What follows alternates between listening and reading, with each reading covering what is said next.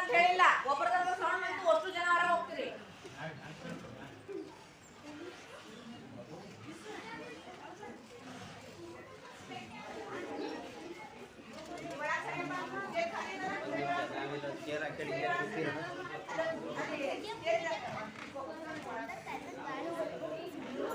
ಟೀಚರ್ಗಳ ಮಾತನ್ನ ಕೇಳ್ತಾರೆ, ಟೀಚರ್ಗೆ ಹೇಳಬೇಕು ಕಂಟ್ರೋಲ್ ಮಾಡಿ ಅಂತ.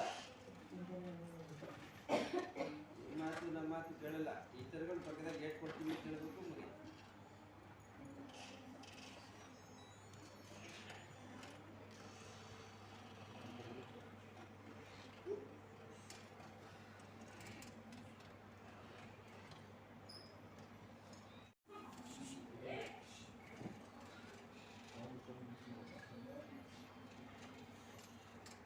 ಮತ್ತು ಬಾಹ್ಯಾಕಾಶದಲ್ಲಿರುವ ದೂರದರ್ಶಕ ಮತ್ತು ಇತರೆ ವೈಜ್ಞಾನಿಕ ಉಪಕರಣಗಳಿಂದ ವಿಸ್ಮಯಕಾರಿ ಬ್ರಹ್ಮಾಂಡದ ಮಾಹಿತಿ ನಮಗೆ ದೊರಕುತ್ತಿದೆ.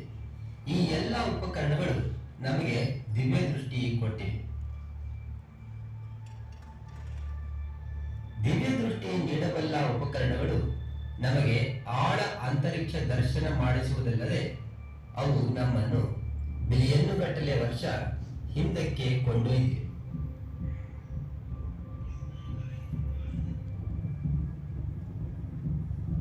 ಬನ್ನಿ, ಬ್ರಹ್ಮಾಂಡದ ಆದಿ ಕ್ಷಣದಿಂದ ಇಲ್ಲಿಯವರೆಗೆ ಅದರಲ್ಲಾದ ವಿಕಾಸ ಮತ್ತು ಕೆಲವು ರಹಸ್ಯದ ಪರಿಚಯ ಮಾಡಿಕೊಳ್ಳುವ.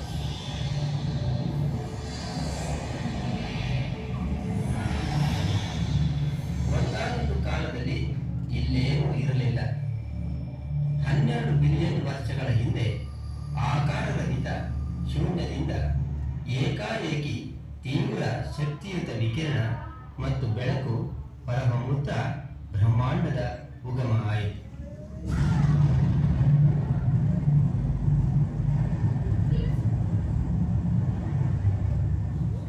ಇದು ಯಾಕೆ ಮತ್ತು ಹೇಗೆ ಆಯಿತು ಎಂಬುದು ಇನ್ನೂ ನಿಗೂಢ. ಪ್ರಾಯಶಃ ಇದನ್ನು ಕೇವಲ ವಿಜ್ಞಾನದಿಂದ ನಡೆಸಲು ಸಾಧ್ಯವಿಲ್ಲವೋ ಏನು? ಬ್ರಹ್ಮಾಂಡದ ಉಗಮವಾದ ಮೊದಲ 3000 ವರ್ಷದವರೆಗೆ ಏನಾಯಿತೆಂದು ಮಾನವ ನಿರ್ಮಿತ ಯಾವ ಉಪಕರಣಗಳಿಂದಲೂ ಈವರೆಗೆ ತಿಳಿಯಲಾಗಿದೆ. ಆಗ ಬ್ರಹ್ಮಾಂಡದಲ್ಲಿ ಕೇವಲ ಬೆಳಕಲ್ಲದೆ ಇನ್ನಾವ ಪದಾರ್ಥವೂ ಇರಲಿಲ್ಲ ಎಂಬುದಷ್ಟೇ ನಮಗೆ ಗೊತ್ತು. ಬೆಂಕಿಯುಂಡೆ ತಣ್ಣಗಾದಂತೆ ಅದರಿಂದ ಹೈಡ್ರೋಜನ್ ಮತ್ತು ಹೀಲಿಯಂ ಎಂಬ ಅನಿಲಗಳು ಉಂಟಾದವು. ಅಲ್ಲಿಂದ ಅವಕಾಶ ಮತ್ತು ಸಮಯ ಕಳೆದಂತೆ ಬೆಂಕಿಯುಂಡೆಯ ಸ್ವರೂಪ ದೊಡ್ಡದಾಗುತ್ತಾ ಬಂತು. ಮಾನವ ನಿರ್ಮಿತ ಉಪಕರಣಗಳಿಂದ ಸಮಯ ಮತ್ತು ಅವಕಾಶಕ್ಕನುಗುಣವಾಗಿ ಏನೇನು ಬದಲಾವಣೆಯಾಯಿತು ಎಂದು ತಿಳಿಯಲಾರಂಭಿಸಿದ ಸಮಯವಿದೆ.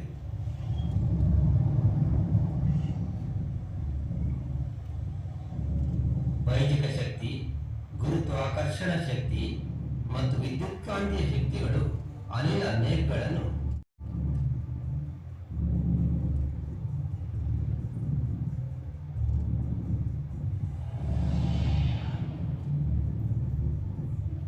ಈ ಅನಿಲ ಮೇಘಗಳು ಸಂಕುಚನಗೊಂಡು ನಕ್ಷತ್ರಗಳಾದವು.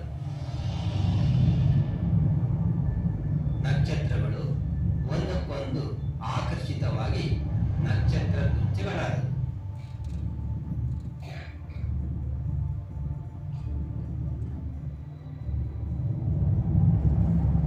ಆದಿ ನಕ್ಷತ್ರಗಳು ಒಗ್ಗೂಡಿ ಗೋಳೀಯ ಆಕಾರವನ್ನು ತಾಳಿದವು. ನಮಗಾಗಿ ವಿವಿಧ ದ್ರವ್ಯಗಳನ್ನು ತಯಾರಿಸಿದ ಪುರಾತನ ಕಾರ್ಖಾನೆಗಳಿವೆ.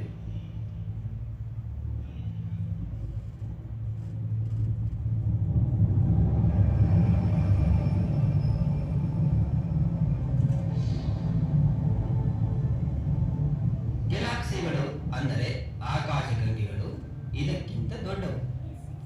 ಸಾವಿರಾರು ಬಿಲಿಯನ್ ನಕ್ಷತ್ರಗಳನ್ನು ಹೊಂದಿದ ಮಹಾಗುಚ್ಛಗಳು ಖಗೋಳದಲ್ಲಿ ಗಿರಿಕಿ ಹೊಡೆಯುತ್ತಿರುವ ಸುಂದರ ಮನೋಹರ ನಕ್ಷತ್ರಗಳ ಸಮೂಹಗಳಿವೆ.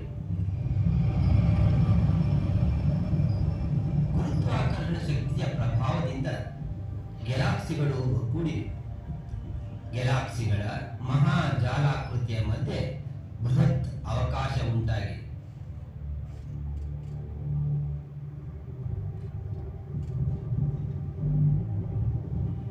ಆಕಾಶ ಗಂಗೆಗಳು ಒಂದಕ್ಕೊಂದು ವರ್ತಿಸುತ್ತವೆ. ಈ ಹಗ್ಗ ಜಗ್ಗಾಟದ ಪ್ರಕ್ರಿಯೆಯಲ್ಲಿ ಆಕಾಶ ಗಂಗೆಯಲ್ಲಿರುವ ಬಿಲಿಯನ್ನುಗಟ್ಟಲೆ ನಕ್ಷತ್ರಗಳು ಚೆಲ್ಲಿವೆ. ಅವು ಒಂದಕ್ಕೊಂದು ಡಿಕ್ಕಿ ಹೊಡೆಯುವಾಗ ನಿಧಾನವಾದ ನಾಟಕೀಯ ಪಥದಲ್ಲಿ ಚಲಿಸುತ್ತವೆ.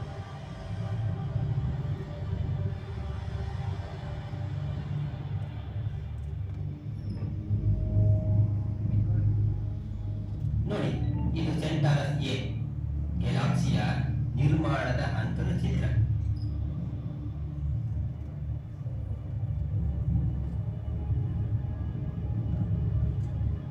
ಬಹುದೊಡ್ಡ ಸುರುಳಿಯನ್ನು ನುಂಗುವ ಪ್ರಕ್ರಿಯೆಯ ಮಧ್ಯಾವಸ್ಥೆಯಲ್ಲಿ ಈ ಉಬ್ಬಿದ ಸುರುಳಿ ಗ್ಯಾಲಾಕ್ಸಿ ಇದೆ. ಈ ಸುರುಳಿಯ ಧೂಳೀಕೃತ ಹೊರಮೈ ನುಂಗಲಾರಂಭಿಸಿದ ಗ್ಯಾಲಾಕ್ಸಿಯ ಬಾಯಿಂದ ಹೊರಚಾಚಿದಂತಿದೆ.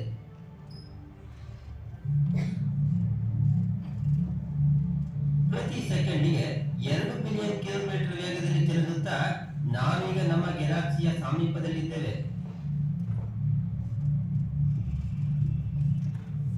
ಚಿಕ್ಕದಾದ ಮಸುಕಾದ M31 ಎಂಬ ಗ್ಯಾಲಾಕ್ಸಿ ಇದೆ.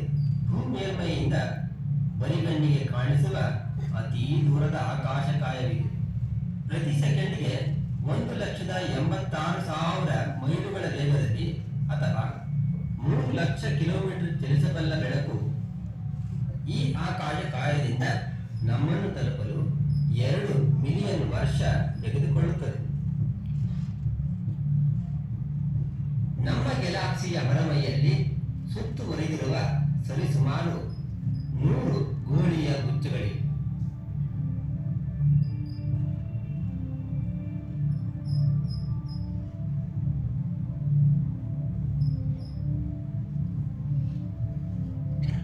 ಸರಿಸುಮಾರು 10 ರಿಂದ 1000 ಅಥವಾ ಮಿಲಿಯನ್ನುಗಟ್ಟಲೆ ನಕ್ಷತ್ರಗಳು ಇಲ್ಲಿ ತಿರುಗುತ್ತಿರಬಹುದು.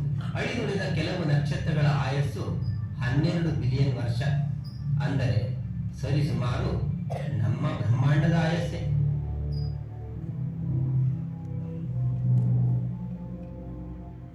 ಈ ಗೋಳೀಯ ಅವಕಾಶ ಕೇಂದ್ರದಲ್ಲಿ ನಮ್ಮ ಗ್ಯಾಲಾಕ್ಸಿಯ ವಿಶಾಲ ತಟ್ಟೆ ಇದೆ.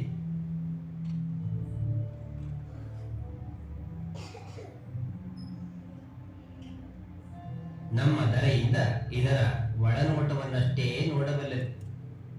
ಅಂದರೆ ಅಂತರಿಕ್ಷದಿಂದ ನಾವು ಇದರ ನೈಜತೆಯನ್ನು ತಿಳಿಯಬಹುದು. ನವ ನೀಲಿ ನಕ್ಷತ್ರಗಳ ಸುರುಳಿ ಹಾಗೂ ವಯಸ್ಸಾದ ಹಳದಿ ನಕ್ಷತ್ರಗಳ ಕೇಂದ್ರ ಭಾಗವನ್ನು ಹೊಂದಿದ ಈ ಗ್ಯಾಲಾಕ್ಸಿಯ ಕೇಂದ್ರವನ್ನು ಭಾರವಾದ ಧೂಳೀಕೃತ ಮೇಘ ಛೇದಿಸುತ್ತದೆ. ಬ್ರಹ್ಮಾಂಡದ ಚಮತ್ಕಾರವೇ ಇದು ನೋಡಿ.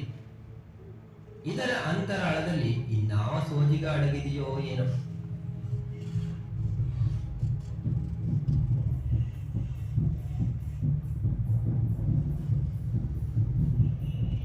ಈ ಅಣು ಧೂಳಿ ಮೇಘಗಳು ನಕ್ಷತ್ರಗಳ ಅವಶೇಷಗಳಾಗಿರಬಹುದು ಅಥವಾ ಬೈಜಿಕ ಪ್ರಕ್ರಿಯೆಯಲ್ಲಾಗುವ ಬೆಳವಣಿಗೆಯಿಂದ ಆಕಾಶದಂತ ಚಿಮ್ಮಿದ ದ್ರವ್ಯಗಳು ಇರಬಹುದು. ಧರೆಯ ಹೊರಗೆ ನಡೆಯುತ್ತಿರುವ ಅತ್ಯುತ್ಕೃಷ್ಟ ದೃಶ್ಯಾವಳಿ ಇದೆ.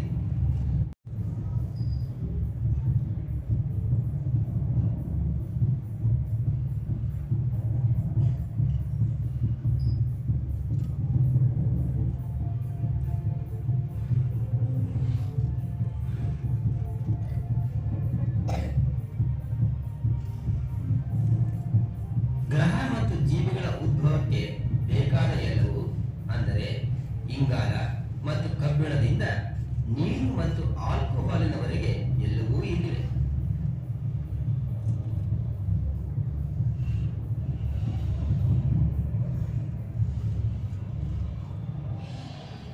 ಬೈಜಿಕ ಕುಲುಮೆಯ ಕೇಂದ್ರದಲ್ಲಿ ತೂಕ ಬೀಳುವ ಮೂಲವಸ್ತುಗಳನ್ನು ಉತ್ಪಾದಿಸುತ್ತವೆಯಲ್ಲದೆ ಅವಕಾಶದಲ್ಲಿ ಈ ಬೀಜಗಳನ್ನು ಬಿತ್ತನೆ ಮಾಡುತ್ತವೆ.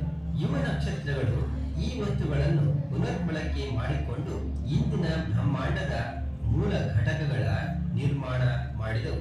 ಗರುಡ ನಿಹಾರಿಕೆಯಲ್ಲಿರುವ ಸೃಷ್ಟಿಯ ಸ್ತಂಭಗಳಿವೆ. ಇವು 1 ಜ್ಯೋತಿರ್ವರ್ಷ ಅಥವಾ 6 ಟ್ರಿಲಿಯನ್ ಮೈಲುದ್ದ ವ್ಯಾಪಿಸಿವೆ.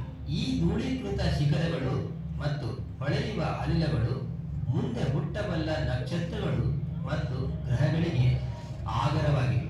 ಅವುಗಳ ಹುಟ್ಟು ಮತ್ತು ಸೂರ್ಯ ಮತ್ತು ಪ್ರಪಂಚದ ನಿರ್ನಾಮವಾದ ನಂತರವೇ ಆಗಿರಬಹುದು ಏನು? ಇದು ನಮ್ಮ ಗ್ಯಾಲಕ್ಸಿಯಲ್ಲಿರುವ ನಕ್ಷತ್ರ ಶಿಶುವಿಹಾರಗಳಲ್ಲಿ ಆಕಾರದ ಅನಿಲ ನೇಗವು ಬಿಸಿಯಾದ ಬಾಲ ನಕ್ಷತ್ರಗಳನ್ನು ಹುಟ್ಟಿ ಹಾಕಿ ಬೆಳೆಸುತ್ತದೆ.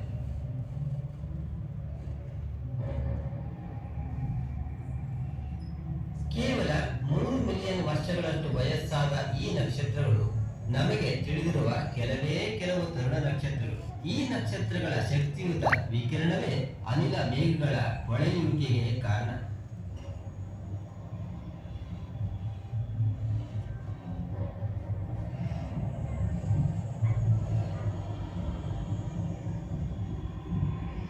ಈ ಯುವ ಪ್ರಾರಂಭಿಕ ನಕ್ಷತ್ರಗಳ ಉಂಟಾಗುವಿಕೆಯ ಕುರಿತು ಅಂತರಿಕ್ಷದಲ್ಲಿರುವ ಹಬಲ್ ದೂರದರ್ಶಕವು ಹೊಸ ಬೆಳಕನ್ನು ಚೆಲ್ಲಿದೆ.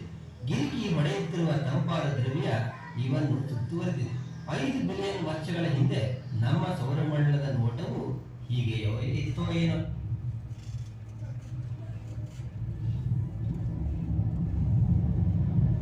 ನೋಡಿ, ಇದು ಈಟಾ ಕೆರಿನ ನಕ್ಷತ್ರ.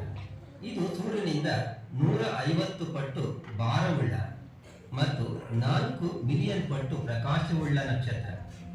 ಪ್ರಚಂಡ ಸ್ಫೋಟದಿಂದ ಅದು ಒಡೆದು ಚೂರಾಗಿದೆ. ಇದರ ಭಗ್ನಾವಶೇಷವು ಅವಕಾಶದಲ್ಲಿ ಸಾರಜನಕ, ಇಂಗಾಲ, ಆಮ್ಲಜನಕ ಮತ್ತು ಇನ್ನಿತರೆ ಮೂಲವಸ್ತುಗಳನ್ನು ಪಸರಿಸುತ್ತದೆ. ಈ ನಕ್ಷತ್ರವು ಅತ್ಯಧಿಕ ಶಕ್ತಿಯುಳ್ಳ ನ್ಯೂಕ್ಲಿಯರ್ ಬಾಂಬ್ ಇದ್ದಂತೆ. ಯಾವಾಗಲೂ ಸಂಪೂರ್ಣ ಸ್ಫೋಟವಾಗಿ ಮಹಾನವ್ಯವಾಗಬಹುದು. ಅತ್ಯಧಿಕ ತೂಕವುಳ್ಳ ನಕ್ಷತ್ರದ ಸ್ಫೋಟವೇ ಮಹಾನವ್ಯ. ಅದು ಕೆಲ ಕ್ಷಣಕಾಲ ಒಂದು ಗ್ಯಾಲಕ್ಸಿ ಹೊರಚೆಲ್ಲುವಷ್ಟು ಬೆಳಕನ್ನು ಹೊರಪ್ರಾರಂಭಿಸುತ್ತದೆ. ಮಹಾಸ್ಫೋಟದ ಸಂದರ್ಭದಲ್ಲಿ ನಕ್ಷತ್ರದ ಕವಚಗಳು ಅಂತರಿಕ್ಷದಲ್ಲಿ ಹರಡುತ್ತವೆ. ಕೇವಲ ನಕ್ಷತ್ರದ ಗರ್ಭ ಉಳಿದಿರುತ್ತದೆ. ಅದು ಸಾಂದ್ರೀಕರಣಗೊಂಡು ಕೆಲವು ಮೈಲುಗಳಷ್ಟು ವ್ಯಾಸವನ್ನು ಹೊಂದಿ ಚೆಂಡಿನಂತೆ ತಿರುಗುತ್ತದೆ. ಇದೇ ನ್ಯೂಟ್ರಾನ್ ನಕ್ಷತ್ರ. ನ್ಯೂಟ್ರಾನ್ ನಕ್ಷತ್ರದ ಸಾಂದ್ರತೆ ಅತ್ಯಧಿಕವಾಗಿದ್ದು ಅದರ ಸೂಜಿ ಮನೆಯಷ್ಟು ದ್ರವ್ಯ ಒಂದು ದೊಡ್ಡ ಟ್ಯಾಂಕರ್ ಅಥವಾ ಅಮೆರಿಕದ ಎಂಪೈರ್ ಸ್ಟೇಟ್ ಕಟ್ಟಡದ ತೂಕಕ್ಕೆ ಸರಿ ಸಮನಾಗಿರುತ್ತದೆ.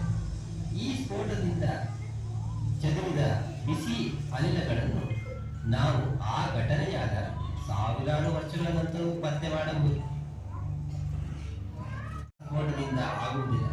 ಅಂತಹ ನಕ್ಷತ್ರಗಳು ಹಲವಾರು ಬಿಲಿಯನ್ ವರ್ಷಗಳ ನಂತರ ನಿರಂತರ ವಿಕಾಸ ಮತ್ತು ಸಂಕುಚನಗೊಳ್ಳುವಿಕೆಯಿಂದ ಅವುಗಳಲ್ಲಿ ಇರುವ ಅನಿಲ ಅಂತರಿಕ್ಷದಲ್ಲಿ ಹರಡಿ ಸುಂದರವಾದ ಗ್ರಹೀಯ ನೀಹಾರಿಕೆಯಾಗುತ್ತದೆ. ಶೋಭಾಯಮಾನವಾದ ಈ ಕಾಯ ಒಂದು ಕಾಲದಲ್ಲಿ ಪ್ರಕಾಶಮಾನವಾದ ನಕ್ಷತ್ರವಾಗಿತ್ತು. ಇನ್ನು 5 ಬಿಲಿಯನ್ ವರ್ಷದ ನಂತರ ನಮ್ಮ ಸೂರ್ಯನ ಸ್ಥಿತಿಯು ಹೀಗೆ ಆಗಲಿದೆ. ಆಗ ಭೂಮಿ ಮತ್ತು ಇತರೆ ಗ್ರಹಗಳು ಘನೀಕರಿಸಿ ಕಪ್ಪಾಗಿ ಅನಿಲ ಮೇಘದಲ್ಲಿ ಮರೆಯಾಗುತ್ತವೆ. ಮಹಾವಿಸ್ಫೋಟದ 12 ಬಿಲಿಯನ್ ವರ್ಷಗಳ ಅನಂತರ ನಾವೀಗ ಸೌರಮಂಡಲದ ಅಂಚಿನಲ್ಲಿ ಇದ್ದೇವೆ. ಹಾಲು ಹಾದಿ ಆಕಾಶಗಂಗೆಯಲ್ಲಿರುವ ಅಸಂಖ್ಯ ನಕ್ಷತ್ರಗಳಲ್ಲಿ ನಮ್ಮ ಸೂರ್ಯ ಒಂದು ಸಾಧಾರಣ ತಾರೆಯಷ್ಟೇ.